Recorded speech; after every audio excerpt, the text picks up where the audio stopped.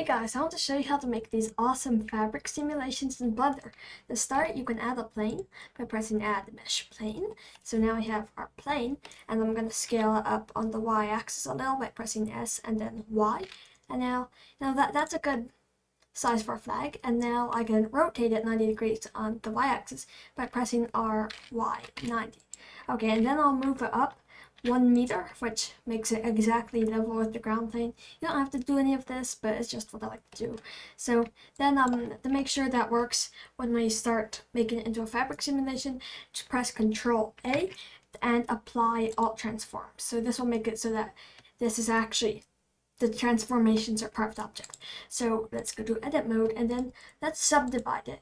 You can subdivide it a couple times. The more you subdivide, the harder it will be on your computer, but the smoother it will look.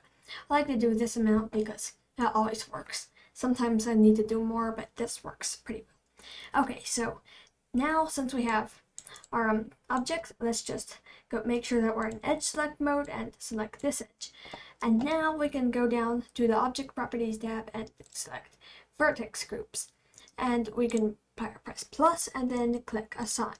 So this basically creates the place where we want to pin our flag to whatever. So we could, if we did it up here, then it would be like a flag hanging from something up here. If we did it on this side, well, you know, it's basically the part where your flagpole will be, or whatever's holding up the flag. So I want to make it a flag like this, so I can go back to object mode, and okay, so our plane is ready to be made into a cloth, but you know, you play it and it's definitely not a cloth yet. So what you're going to want to do is go to the Physics tab and select Cloth. Okay, and now it falls. And yep, that's a good thing, which means that your cloth simulation is working. But you know, it's not what you want yet, so just go to Shape and then click on Pin Group and click Select Group. And then that's better, but it's still not waving. So what I like to do is I turn the bending down, I turn down the tension a little. Still a bit better, turn down the compression, and then that's, you know, that's much better. But now we want to make a flap around like a real flag, so we can add the wind modifier. At first, let's just shade smooth so that it looks better. Okay, so now let's add a force field and then a wind. Okay, and now we play it and nothing's happening, and that's because you're trying to blow on the plane. A plane is not thick at all, like has 0 thickness, so we're going to want to angle the wind on it. So we can basically just press R and then Y and then just angle it a bit towards your flag and then press G and then X or Y to move it on your axis. So I still want to rotate it on the Y a bit more, so I just RY. Okay, and now, you know, look, you have a slight rippling effect, but it's still no good. So what you're going to want to do is just pull this little arrow out a bit and it will affect the strength. Okay, that's better, but you know, I really like to pull my arrow out really far, and then that's a bit more like it. Look at that. You know, and if you want a more accurate simulation, you can go to edit mode and subdivide it a few more times, but it's okay right now. Okay, so that's a good flag for doing stuff like that with, but if we want to change it around, I'll show you how to change the vertex group. So we basically go to edit mode and then say we want to hang it up by this face. We could do several faces, and I mean edges, or just one. But actually, say I want to go to vertex, select, and then I'm gonna select this vertex because I want it to hang like a tissue. So basically you need to go to the object properties again, and then make sure that you still have your group selected, and then you can assign them. So now the cloth simulation will still use that vertex group as the pin, since you didn't create a new one. So basically you can do it now and look. Okay, but the thing is, it still does not give the expected behavior because we did not take the vertex group away from these. So we need to select the ones that we had it on prior, and then we need to remove. Okay, so now we can go back to object mode, and now we get the kind of tissue effect. And that is very awesome, you know, if you want a tissue, but I don't want a tissue. So, you know, that's your flag. You can add material and then you have some awesome flags. But if you needed flags, you can stop the video here. But if you want papers to blow around in the wind, you can keep on going.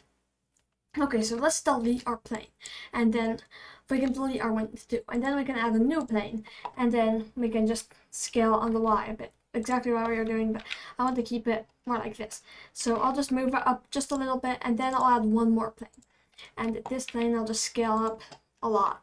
And now what I'm gonna do is I'm gonna go to collision for the big plane, which will make it so that the small plane, when it's some fabric, it will fall down onto the big plane. So basically we're going to subdivide it again. We don't want to subdivide it too much, or else with a lot of these your computer's going to get real bogged down, especially if you don't have a great one. Okay, so now it's still not a cloth, so it doesn't do anything when we play it. So let's just do the same stuff that we did except for the pin group. So we do not need a pin group because they're going to be blowing around wildly. Okay, so let's turn down the compression and turn down the tension and show that. Okay, that's pretty good. But let's duplicate that until we get a good stack of paper to blow around. So now basically what I'm going to do is just press Shift D, or I'm going to go into a side view instead because that's a better idea. And then, like this, and then press Shift D, and then press Z to move it up. And I'm going to move this up a little bit. And now both of the planes are like that, so let's just Control R, Shift R, and then that creates a lot more planes. So look, basically we have the stack of papers that's going to be flying around. Okay, so now they all fall down and they squish together. If we made each one crash into each other, that'll take a lot more of your computer's power, and you do not need that unless you're doing something really special. So let's just go ahead and add another wind. And this time we don't want to move the wind around, but look, it's almost like hovering in midair, but we need to move this up until it starts hovering in midair. So that's about it. So it's still not blowing around wildly the way we want. So now we can press R on the wind and X and just move it a little. And now look, it kind of moves in that direction, but still not exactly what we want. So what we need to do now is add some turbulence. It's down here in the force field tab, and it's a bit better, but we need to really increase the strength. Let's try that. Yeah, that's more like it. Ooh, yeah, I'm enjoying it now. Okay, so let's just push the wind up a bit more, and now we have our flying papers. I should have done each one shade smooth before. That was a mistake, but now you can do that individually, or just make sure to do it before you actually duplicate them, but it doesn't really matter. It just looks good no matter what. So, those are basic fabric simulations, and you can also, if you have a character running around, you can basically add a cloth in the back of them or something, and then add a corner pin group, and then it looks like your character is going to your character has a fabric flapping behind them or something. It's or an epic effect. It just makes things much better and just much more lively. And then say I wanted to make more paper, so Shift D, Z, move it up a little, and then press Shift R. More papers. That might be too many, but look, I'm still getting 25 FPS, which is a good thing in Blender. So now I might turn up the turbulence a bit more just to make it more crazy. Or that was actually the wind. Yeah, that wasn't exactly. No, you need to turn up the turbulence, not the wind, or else it's gonna kind of go a bit too crazy. Now just go down and find the turbulence and just pump up the strength. I doubled it, so let's watch this. Ooh, yeah. That's much better. And you see, since we set the plane, the big one, as a collision, the papers won't actually fall through the plane, so it's very good. Yeah, I hope this tutorial was helpful. If it was, I'd really appreciate it if you subscribed. And I hope my tutorials are any good. They're supposed to be right to the point.